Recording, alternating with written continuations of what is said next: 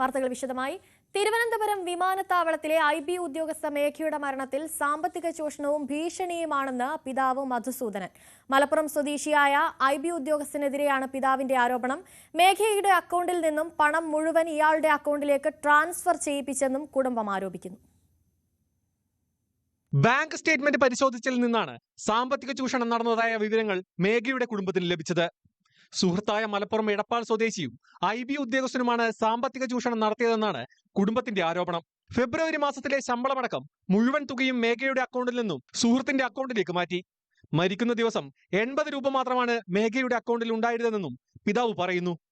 ഇക്കാര്യങ്ങൾ പേട്ട പോലീസിനെ അറിയിച്ചിട്ടുണ്ട്. ഇരുവരും കൊച്ചിയിലേക്കും തിരുവനന്തപുരത്തേക്കും പലവട്ടം ഒരുമിച്ച് യാത്ര ചെയ്തിട്ടുണ്ടെന്നും ഈ ചെലവുകൾ വഹിച്ചത് മേഘയാണെന്നും പിതാവ് പറഞ്ഞു. അക്കൗണ്ട് സ്റ്റേറ്റ്മെന്റ് പരിശോധിച്ചു. അക്കൗണ്ട് സ്റ്റേറ്റ്മെന്റ് എടുത്ത് പരിശോധിച്ചെന്ന് അവനെ സാമ്പത്തികമായിട്ട് ചൂഷണം ചെയ്തതായിട്ട് കണ്ടു. കിട്ടുന്ന പൈസയൊക്കെ അവനതിൽ നിന്ന് ട്രാൻസ്ഫർ ചെയ്തതായിട്ടാണ് അതിൽ നിന്ന് വെളിവാകുന്നത്. അതുപോലെ തന്നെ പല സ്ഥലങ്ങളിൽ പോയിട്ട് പല സ്ഥലത്തു നിന്നും ഈ ATM കാർഡ് ഉപയോഗിച്ചും അല്ലാതെ ട്രാൻസ്ഫർ ചെയ്തിട്ടുള്ളതായിട്ട് കാണുന്നുണ്ട്. ജോലി സംബന്ധമായ പരിശീലന സമയത്താണ് മലപ്പുറം സ്വദേശിയുമായി മേഘ പരിചയത്തിലാകുന്നത്. പിന്നീട് ഇയാളുമായി യുവതി പ്രണയത്തിലായെന്നും കുടുംബം പറയുന്നു. പ്രണയ നൈരാശ്യമാണ് ആത്മഹത്യയെ കാരണമെന്നായിരുന്നു പോലീസ് കണ്ടെത്തൽ. ന്യൂസ് 18 പത്തനംതിട്ട. പണയ സ്വർണം തിരികെ എടുത്ത് വീട്ടിൽ കൊണ്ടുവച്ച് മണിക്കൂറുകൾക്കുള്ളിൽ മോഷണം. കോട്ടയം കളത്തിപ്പടിയിൽ വെള്ളിയാഴ്ച വൈകുന്നേരമായിരുന്നു സംഭവം. കോട്ടയം ഈസ്റ്റ് പോലീസ് അന്വേഷണം ആരംഭിച്ചു. ഏറെ ദുരൂഹതകൾ നിറഞ്ഞ മോഷണമാണ് കോട്ടയം കളത്തിപ്പടിയിലുണ്ടായത്. കളത്തിപ്പടി തൊട്ടിയിൽ ജയനമ്മ ജോയിയുടെ വീട്ടിലാണ് വെള്ളിയാഴ്ച വൈകുന്നേരം മോഷണം നടന്നത്. ജയനമ്മയുടെ മകനാണ് കഞ്ഞിക്കുഴി സർവീസ് സഹകരണ ബാങ്കിൽ പോയി പണയത്തിലിരുന്ന സ്വർണം എടുത്തത്. ഇത് വീട്ടിൽ കൊണ്ടുവച്ച് മണിക്കൂറുകൾക്ക് പിന്നാലെയാണ് മോഷണം. വെള്ളിയാഴ്ച 12 മണിയോടെയാണ് മകൻ സ്വർണം വീട്ടിലേൽപ്പിച്ചത്. ഉച്ചയ്ക്ക് ശേഷം ജയനമ്മയും മകളും കൊച്ചുമകനുമായി ടൗണിൽ പോയി. 5 മണിയോടെ തിരിച്ചെത്തിയപ്പോഴാണ് കവർച്ച നടന്നതായി അറിയുന്നത്. ഞാൻ മാങ്ങാനം ബാങ്കിൽ ഇതും പണയനിരിക്കുമായിരുന്നു. സ്വർണ്ണം 1 വർഷമായിട്ട് അവിടെ പണയനിരിക്കുകയാണ്.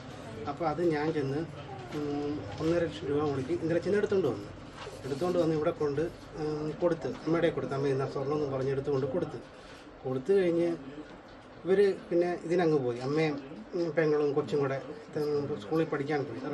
അത് പഠിക്കാൻ പോയി. പിന്നെ എന്നെ വൈകിട്ട് വിളിച്ച് പറയുന്നത് എടാ സ്വർണം പോയി കാണുന്നില്ലെന്നും പറഞ്ഞ് കഥവും തുറന്ന് കിടക്കുവാന്നും പറഞ്ഞ് ഒരു കിടന്ന് ഭയങ്കര ബഹളം. വീടിന്റെ പിൻഭാഗത്തെ കതക് കുത്തിത്തുറന്ന നിലയിലായിരുന്നു. മോഷ്ടാവ് 5 പവനോളം സ്വർണവും 3500 രൂപയുമാണ് അപഹരിച്ചത്. ജയനമ്മ കോട്ടയം ഈസ്റ്റ് പോലീസിൽ പരാതി നൽകി. വിരലടയാള വിദഗ്ധ സ്ഥലത്തെത്തി പരിശോധന നടത്തി. പ്രദേശത്തെ CCTVകൾ ഉൾപ്പെടെ പരിശോധിച്ചാണ് അന്വേഷണം പുരോഗമിക്കുന്നത്. ന്യൂസ് 18 കോട്ടയം. വിഴിഞ്ഞത്ത് വാഹന പരിശോധനയ്ക്കിടെ സിവിൽ പോലീസ് ഓഫീസറെ ബൈക്ക് ഇടിച്ചിട്ടു. വിഴിഞ്ഞം സ്റ്റേഷനിലെ CPO രാകേഷിന് ഗുരുതര പരിക്കേറ്റു.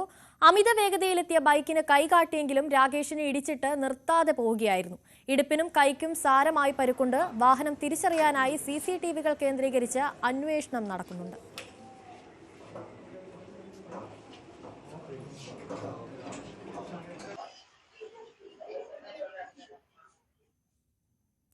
പാലക്കാട് കൊല്ലങ്കോട് നെന്മേനിയിൽ അമ്മയും മകനും മുങ്ങി മരിച്ചു.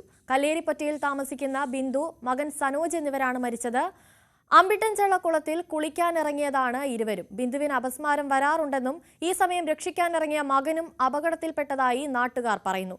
മൃതദേഹങ്ങൾ ജില്ലാ ആശുപത്രി മോർച്ചറിയിലേക്ക് മാറ്റി പോസ്റ്റ്മോർട്ടത്തിന് ശേഷം കുടുംബത്തിന് വിട്ടു നൽകും.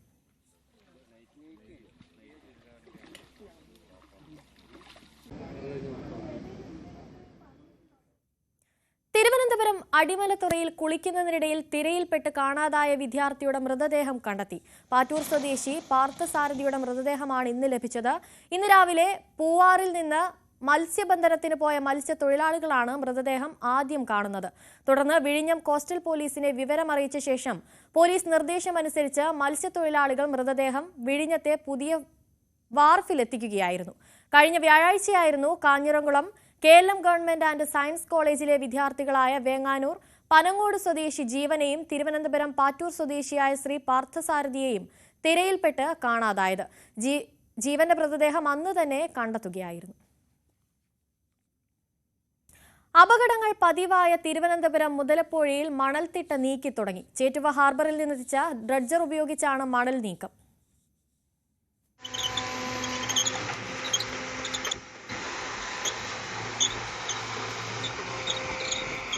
അഴിമുഖത്ത് 1,00,000 മീറ്റർ ക്യൂബ് മണൽ അടിഞ്ഞിട്ടുണ്ടെന്നാണ് ഹാർബർ വകുപ്പിന്റെ കണക്കുകൂട്ടൽ. ഒരു ദിവസം 2000 മീറ്റർ ക്യൂബ് മണലാണ് നീക്കുന്നത്. ഇന്ന് രാവിലെയാണ് പ്രവൃത്തി തുടങ്ങിയത്. ഹാർബർ എഞ്ചിനീയറിംഗ് വകുപ്പിന്റെ മേൽനോട്ടത്തിലാണ് മണൽ നീക്കം. 1 മാസം കൊണ്ട് ഹാർബർ സുരക്ഷിതമാക്കാനാണ് ശ്രമം. അഴിമുഖത്തിന്റെ 400 മീറ്റർ നീളത്തിലും 90 മീറ്റർ വീതിയിലും 5 മീറ്റർ താഴ്ചയിലുമാണ് മണൽ നീക്കേണ്ടത്. 2021 അവസാനമായി ഇവിടെ നിന്ന് മണൽ നീക്കിയത്. തുടർന്നുള്ള വർഷങ്ങളിൽ മണൽ നീക്കാൻ ശ്രമിച്ചെങ്കിലും വിജയിച്ചില്ല. ഇതോടെയാണ് അഴിമുഖത്ത് മണൽത്തിട്ട രൂപപ്പെട്ടത്. കരാർ പ്രകാരം അദാനി ഗ്രൂപ്പാണ് മുൻകാലങ്ങളിൽ മണൽ നീക്കിയിരുന്നത്. കൃത്യമായി മണൽ നീക്കാതായതോടെ മുതലപ്പുഴി അപകട മേഖലയായി. മത്സ്യത്തൊഴിലാളികളുടെ നിരന്തര ആവശ്യപ്രകാരമാണ് ആഴം കൂട്ടുന്നത്. ആവശ്യമെങ്കിൽ കൂടുതൽ ഡ്രഡ്ജറുകൾ എത്തിക്കുമെന്നും ഉദ്യോഗസ്ഥർ അറിയിച്ചു. ന്യൂസ് 18 തിരുവനന്തപുരം. ഇടുക്കിയിൽ അജ്ഞാത ജീവിയുടെ ആക്രമണത്തിൽ 2000 കോഴികൾ ചത്തു. രാജാക്കാട് മമ്മട്ടിക്കാനത്തെ കോഴി ഫാമിലെ കോഴികളാണ് ചത്തത്. ലക്ഷങ്ങളുടെ നഷ്ടമുണ്ടായതായി ഫാം ഉടമ പറയുന്നു. മമ്മട്ടിക്കാനം സ്വദേശിയുടെ ഗ്രാമലക്ഷ്മി പൗൾട്രി ഫാമിലാണ് അജ്ഞാത ജീവിയുടെ ആക്രമണമുണ്ടായത്. 35 ദിവസം പ്രായമായ 2000 കോഴികളെയാണ് ഒറ്റയടിക്ക് നഷ്ടമായത്. ഫാമിന്റെ മറ പൊളിച്ചാണ് ആക്രമിച്ചത്. അകത്തുണ്ടായിരുന്ന മുഴുവൻ കോഴികളെയും കൊന്നു. ബാക്കിയുള്ളവയെ സമീപത്തെ പുരയിടത്തിലായി കൊന്നിടുകയും ചെയ്തു. ഒരെണ്ണത്തിന് 55 നിരക്കിൽ 2000 കുഞ്ഞുങ്ങളെയാണ് വാങ്ങിയിരുന്നത്.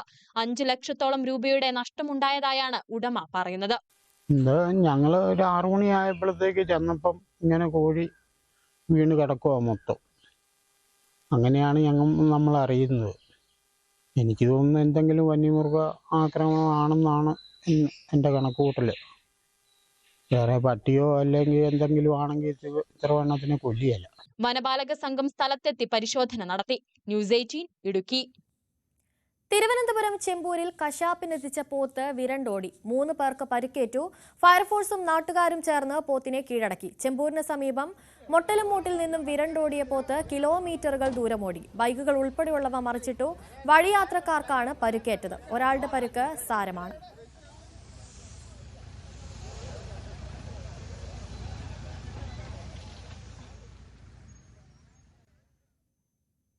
കോതമംഗലത്ത് കൃഷിയിടത്തിൽ നാശം വിതച്ച് കാട്ടാനക്കൂട്ടം. പിണ്ടിമനയിലാണ് പ്രതിരോധ സംവിധാനങ്ങൾ തകർത്ത് ആനകളെത്തിയത്.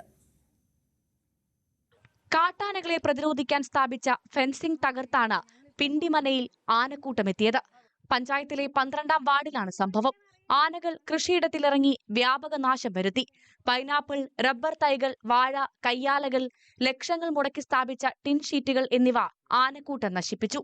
ഇതോടെ വലിയ ആശങ്കയിലാണ് നാട്ടുകാർ.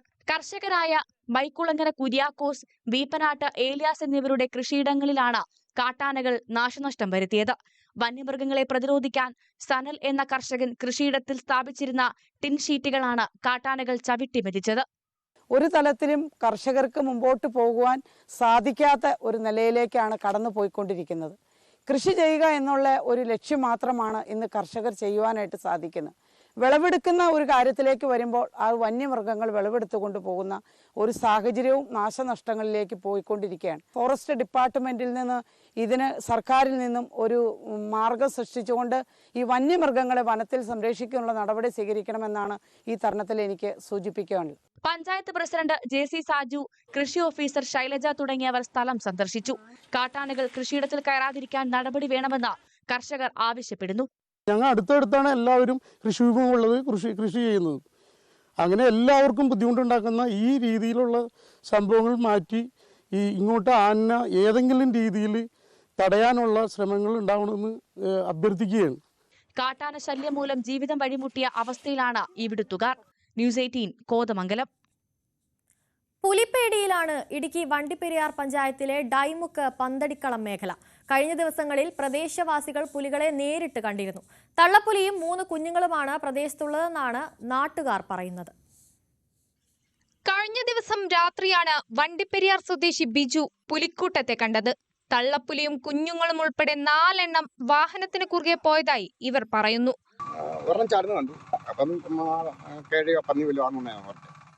രണ്ടാമത് ഒരു 10 അടി വീണ്ടും മുന്നോട്ട് ചാടി. ഞാൻ 4 നല്ലൊരു കണ്ട. വിവരമറിയിച്ചതിനെ തുടർന്ന് വനപാലകരെത്തി പരിശോധന നടത്തിയെങ്കിലും കാൽപ്പാടുകൾ കണ്ടെത്താനോ പുലിയുടെ സാന്നിധ്യം സ്ഥിരീകരിക്കാനോ സാധിച്ചില്ല. തൊട്ടടുത്ത ദിവസം ഡെയ്മുക്ക് സ്വദേശി സുനിൽകുമാറും പുലിയെ നേരിട്ട് കണ്ടു. ജീപ്പിൽ വരും വഴി തേയിലക്കാടിനോട് ചേർന്ന് പുലിയെ കണ്ടതായാണ് സുനിൽ പറയുന്നത്. കഴിഞ്ഞ പ്രാവശ്യം ഇവിടുന്ന് പുലിയെ പിടിച്ചോണ്ട് പോയതാണ്. അവന് അതേ അവിടെ തന്നെയാണ് ഇപ്പം പുലി വന്ന് കയറിയിട്ടുള്ളത്. എത്രയും പെട്ടെന്ന് ഇതിനൊരു നടപടി ഉണ്ടാക്കണമെന്ന് അഭ്യർത്ഥിക്കുന്നു. ജനവാസ മേഖലയോട് ചേർന്ന് തുടർച്ചയായി പുലിയെ കണ്ടതോടെ ആശങ്കയിലും ഭീതിയിലുമാണ് മേഖലയിലെ കുടുംബങ്ങൾ. പ്രദേശത്ത് നിന്നും 2 വർഷം മുൻപ് ഒരു പുലിയെ കൂടുവെച്ച് പിടികൂടി ഉൾവനത്തിൽ വിട്ടിരുന്നു. HML എസ്റ്റേറ്റിൽ ചില മേഖലകൾ കൃഷി ചെയ്യാതെ കാടുപിടിച്ചു കിടക്കുന്നതും വന്യമൃഗങ്ങൾ തമ്പടിക്കാൻ കാരണമാകുന്നുണ്ട്. വനംവകുപ്പ് പ്രദേശത്ത് ക്യാമറ സ്ഥാപിച്ചിട്ടുണ്ട്. ദൃശ്യങ്ങൾ പതിഞ്ഞാൽ കൂട് സ്ഥാപിക്കാനാണ് വനംവകുപ്പിന്റെ തീരുമാനം.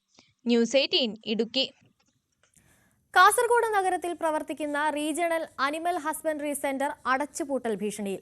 ജീവനക്കാരെ ബേഡകത്തെ ഹൈടെക് ആട് ഫാമിലേക്ക് മാറ്റി നിയമിച്ചുകൊണ്ടുള്ള ഉത്തരവ് വന്നതോടെ നേരത്തെ വെറ്റിനറി ഉപകേന്ദ്രങ്ങളുടെ ചുമതലയുണ്ടായിരുന്ന RAHC പൂട്ടുമെന്നാണ് സൂചന. അണങ്കൂരിലെ ജില്ലാ വെറ്റിനറി ആശുപത്രിയോട് ചേർന്ന് പ്രവർത്തിക്കുന്ന റീജിയണൽ അനിമൽ ഹസ്ബൻഡറി സെന്ററിലെ ജീവനക്കാരെ മാറ്റാനൊരുങ്ങി വകുപ്പ്. തസ്തികകൾ മറ്റൊരിടത്തേക്ക് ക്രമീകരിക്കാനുള്ള ഉത്തരവ് വന്നതോടെ കേന്ദ്രം അടച്ചുപൂട്ടുമെന്നാണ് സൂചന. തദ്ദേശ സ്ഥാപന പരിധികളിൽ മൃഗസംരക്ഷണ വകുപ്പിന്റെ പശുക്കളുടെ വന്ധ്യതാ പരിശോധനകൾ, ബീജസങ്കലനം, വിവിധ പ്രതിരോധ കുത്തിവയ്പ്പുകൾ, തീറ്റകളുടെ വിതരണ മേൽനോട്ടം, കന്നുകുട്ടി പരിപാലനം എന്നിവ നടത്തിയിരുന്ന സ്ഥാപനത്തിലാണ് നിലവിൽ അത്തരം പ്രവർത്തനങ്ങൾ നടത്തുന്നില്ലെന്ന് ചൂണ്ടിക്കാട്ടി തസ്തികകൾ ഇല്ലാതാക്കുന്നത്. ജീവനക്കാരെ ബെഡടുക്കയിലെ ആട് ഫാമിലിയിലേക്ക് ക്രമീകരിക്കാനാണ് ഉത്തരവ്.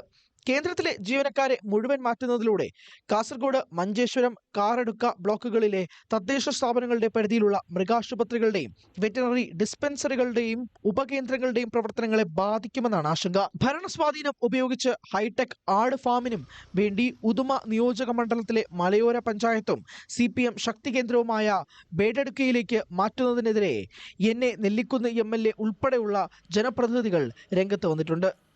കാസർഗോഡ് നിന്ന് ഈ RHO regional animal husbandry centre RHSC എന്നാണ് അത് അറിയപ്പെടുന്നത്. അത് മാറ്റുന്നതിനോട് കാസർഗോഡിൻ്റെ MLA എന്ന നിലയിൽ എനിക്ക് ഒട്ടും യോജിപ്പില്ല.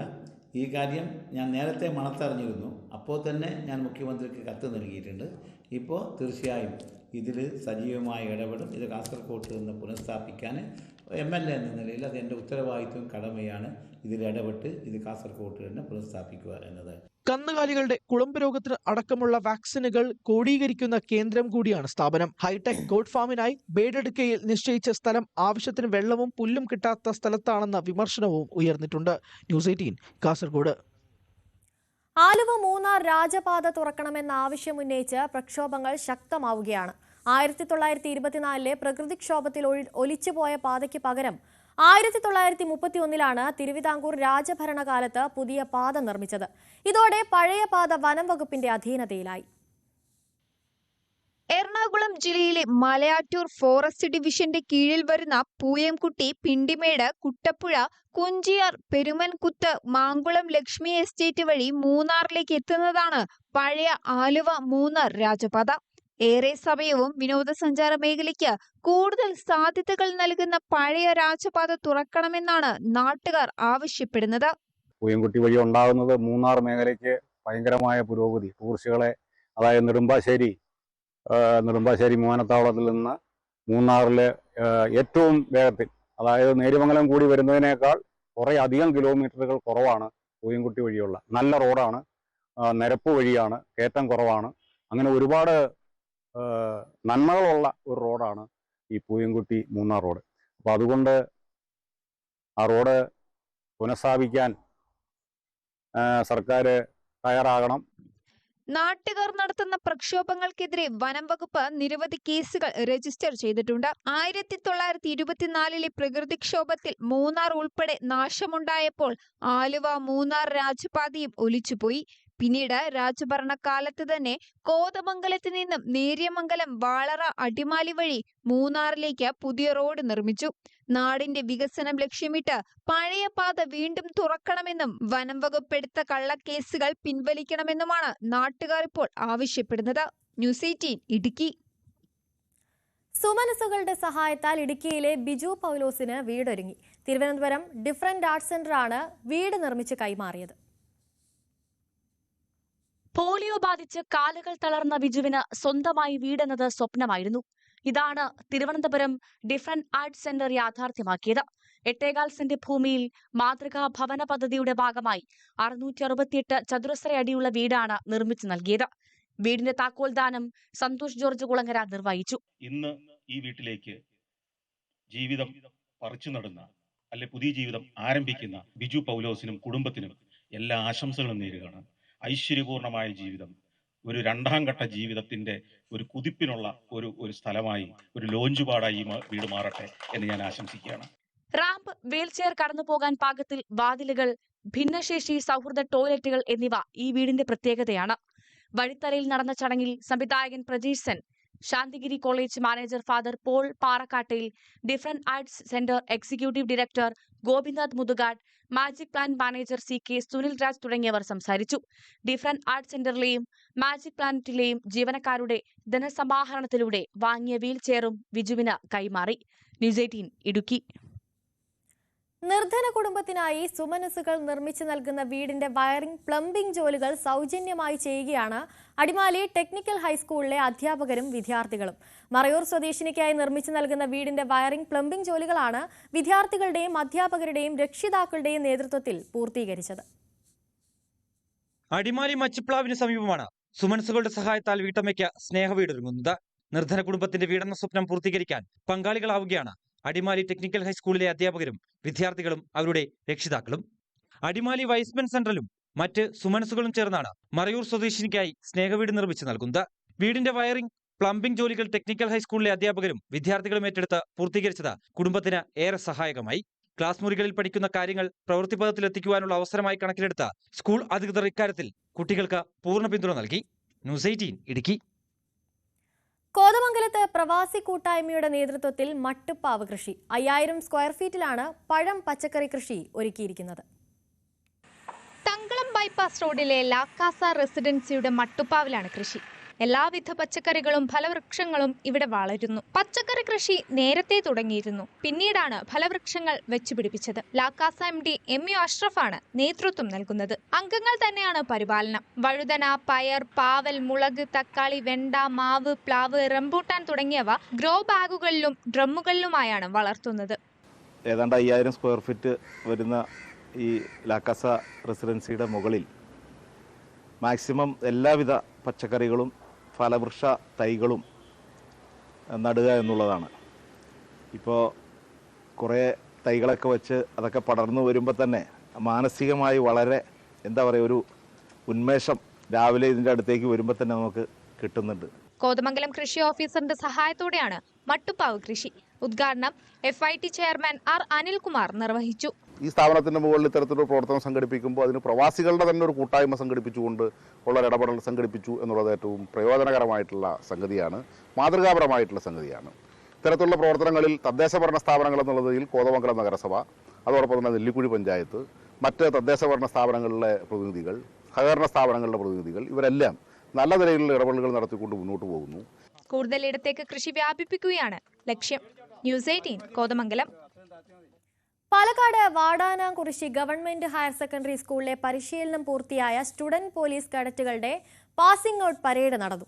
ഹൈസ്കൂൾ തലത്തിലെ 44 വിദ്യാർത്ഥികളാണ് SPC പരിശീലനം പൂർത്തിയാക്കിയത്.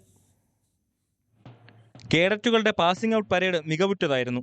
വാടാനാംകുറിശി ഗവൺമെന്റ് ഹയർ സെക്കൻഡറി സ്കൂളിലെ വിദ്യാർത്ഥികളാണ് പരിശീലനം വിജയകരമായി പൂർത്തിയാക്കിയത്.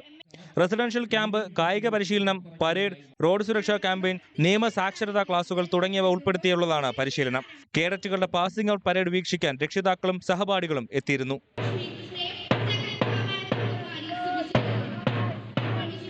മുഹമ്മദ് മുഹസിൻ MLA കേഡറ്റുകളിൽ നിന്നും സല്യൂട്ട് സ്വീകരിച്ചു. നമുക്കറിയാം, യുവതലമുറയെ കുറിച്ച് അല്ലെങ്കിൽ വളർന്നു വരുന്ന കുട്ടികളെ കുറിച്ച് പലതരത്തിലുള്ള ആശങ്കകൾ പറയുന്ന സമയത്ത് നാളിതുവരെയുള്ള സ്റ്റുഡന്റ് പോലീസ് കേഡറ്റിന്റെ ചരിത്രത്തിൽ ഈ പരിശീലനം നേടി വന്ന കുട്ടികൾ പൊതുവെ നമ്മൾ മറ്റുള്ള കച്ചറകള്, അടിപിടികള്, മയക്കുമരുന്ന് ഇങ്ങനെയുള്ള ഒന്നിലും നമുക്കവരെ കാണാൻ കഴിയില്ല. 3 വർഷത്തെ പരിശീലനമാണ് കേഡറ്റുകൾക്ക് നൽകിയത്. പൗരബോധവും ലക്ഷ്യബോധവും സാമൂഹിക പ്രതിബദ്ധതയും സേവന സന്നദ്ധതയുമുള്ള യുവതലമുറയെ വാർത്തെടുക്കുക എന്ന ലക്ഷ്യത്തോടെ സർക്കാർ ആവിഷ്കരിച്ചതാണ് സ്റ്റുഡൻസ് പോലീസ് കേഡറ്റ് പദ്ധതി. ന്യൂസ് 18 വാടാനാംകുറിശി. വിരമിക്കുന്ന അധ്യാപകർക്ക് അവരുടെ മികവാർന്ന ഛായാചിത്രങ്ങൾ വരച്ചു നൽകി ഹൃദയസ്പർശമായ യാത്രയപ്പ് നൽകുകയാണ് പാലക്കാട് വല്ലപ്പുഴ ഹയർ സെക്കൻഡറി സ്കൂളിലെ ഒരു പറ്റം വിദ്യാർത്ഥികൾ. സ്കൂളിലെ ചിത്രകലാ ക്ലബിന്റെ നേതൃത്വത്തിലാണ് വേറിട്ട പരിപാടി സംഘടിപ്പിച്ചത്.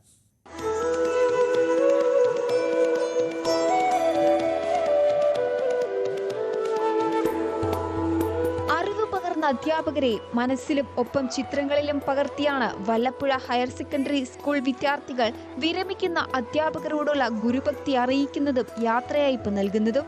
ഈ അധ്യയന വർഷം വല്ലപ്പുഴ ഹയർ സെക്കൻഡറി സ്കൂളിൽ നിന്നും 7 അധ്യാപകരാണ് വിരമിക്കുന്നത്.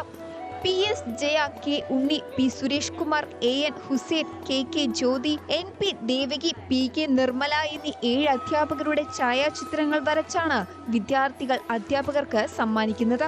ഒരുപാട് കുട്ടികൾക്ക് ചിത്രകലാ കഴിവുകളുണ്ട്. ആ കഴിവുകളെ കണ്ടെത്തുകയും അവർക്ക് കൂടുതൽ അതിലൂടെ വളർച്ച കിട്ടുകയും വിവിധ വിഷയങ്ങൾക്ക് കൂടി ചിത്രകലനെ ഉപയോഗപ്പെടുത്തുന്ന രീതിയിൽ അതിനെ വിപുലീകരിക്കാനുള്ള പദ്ധതി കൂടിയാണ് ഈ ചിത്രകലാ ക്ലബ്ബ് വല്ലപ്പുഴ സ്കൂളിൽ ഇതുവരെ ആവിഷ്കരിച്ചു വരുന്നത്.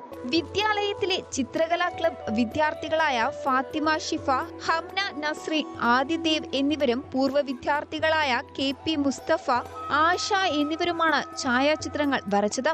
ഇവിടെ ഒരുപാട് കാലങ്ങളായിട്ട് ചിത്രകലാ ക്ലബ്ബ് ഉണ്ട്. പിന്നെ ഇവിടുത്തെ അധ്യാപകർ ഇവിടുത്തെ ഓരോ കുട്ടികളുടെയും ചിത്രകലയും മറ്റ് കഴിവുകളെയൊക്കെ എന്നും സജീവമായിട്ട് പിന്തുണ നൽകിക്കൊണ്ടേയിരിക്കുകയാണ്. അതിനൊക്കെ ഫലമായിട്ടാണ് ഇവിടുത്തെ കുട്ടികൾ പല പരിപാടികളിലും ഈ കലോത്സവത്തിനൊക്കെ മികച്ച പ്രകടനം കാഴ്ചവെക്കാൻ കഴിഞ്ഞിട്ടുള്ളത്. ഇവിടുത്തെ അധ്യാപകർക്കാണ് ഇതിലെ വലിയൊരു പങ്കുള്ളത്. എനിക്കിങ്ങനെ ഒരു അവസരം ലഭിച്ചത് എൻ്റെ ചിത്രകലാ അധ്യാപകനായ സലാം സാറ് കാരനാണ്. സാറിനോട് ഞാൻ ഒരുപാട് നന്ദി പറയുകയാണ്. പിന്നെ ഈ സ്കൂളിലേക്ക് വന്നപ്പോൾ ഞാൻ 5ാം ക്ലാസ്സിലേക്ക് വന്നൊരു ഫീലിംഗ് ഉണ്ട്, ചേരാൻ വന്നൊരു ഫീലിങ്സ് ഉണ്ട്. അപ്പോൾ ഈ ടീച്ചേഴ്സിനൊക്കെ കാണുമ്പോൾ ഒരുപാട് സന്തോഷം തോന്നുകയാണ്. ക്ലബിലെ 20ഓളം കുട്ടികൾ വരച്ച ചിത്രങ്ങളിൽ നിന്നും തെരഞ്ഞെടുത്ത ചിത്രങ്ങളാണ് വിരമിക്കുന്ന അധ്യാപകർക്ക് കൈമാറുന്നത്. സ്കൂളിൽ ചിത്രങ്ങളുടെ പ്രദർശനവും ഒരുക്കിയിരുന്നു. ചിത്രകലാ അധ്യാപകരായ അബ്ദുൾ സലാം, ഹർഷ എന്നിവർ അധ്യാപകരുടെ ഛായാചിത്ര രചനയ്ക്ക് നേതൃത്വം നൽകി. ന്യൂസ് 18 പാലക്കാട്. ഇനി സ്വർണം വെള്ളി നിരക്കുകൾ നോക്കാം. കവിത ഗോൾഡ് ആൻഡ് ഡയമണ്ട്സ് ഇന്നത്തെ സ്വർണം വെള്ളി നിരക്കുകൾ നിങ്ങൾക്കായി സമർപ്പിക്കുന്നത് Kavitha gold and diamonds. Choose your special. സ്വർണം 22 ക്യാരറ്റ് ഗ്രാമിന് 8360, പവന് 66,880 രൂപ. സ്വർണം 18 ക്യാരറ്റ് ഗ്രാമിന് 6900, പവന് 55,200. വെള്ളി ഗ്രാമിന് 111, kilogram 1,11,000. Kavitha gold and diamonds ഇന്നത്തെ സ്വർണം വെള്ളി നിരക്കുകൾ നിങ്ങൾക്കായി സമർപ്പിച്ചത് Kavitha gold and diamonds. Choose your special. സകലമാന കേരളം പൂർണ്ണമാകുന്നു. ഇനി പ്രൈം ഡിബേറ്റിൽ മഞ്ജുഷ് ഗോപാൽ ചേരും. നമസ്കാരം.